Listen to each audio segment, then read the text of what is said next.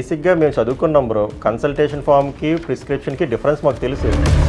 మీ హాస్పిటల్లోనో మీ క్లినిక్లోనో నాకు వర్కౌట్ అవ్వలే. నేను వేరే డర్మటాలజిస్ట్ దగ్గరికి వెళ్ళాను. వాళ్ళు అడుగుతారు కదా మీరు ఎక్కడ బాబు చేయించుకున్నారు, ఒకసారి ఆ ప్రిస్క్రిప్షన్ కానీ సమ్మరీ రిపోర్ట్ కంపల్సరీ. మేము అది అడుగుతుంటే కన్సల్టేషన్ ఫామ్ని మీరు ఎలా అంటున్నారంటే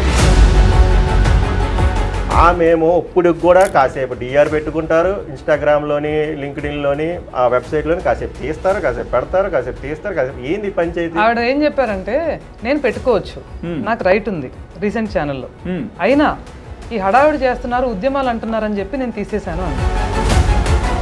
సింపుల్ బ్రో, 22,000 ఇంటూ 50,000 వేసుకుందాం, 110 కోట్లు. 45 డేస్లో 110 crore. అది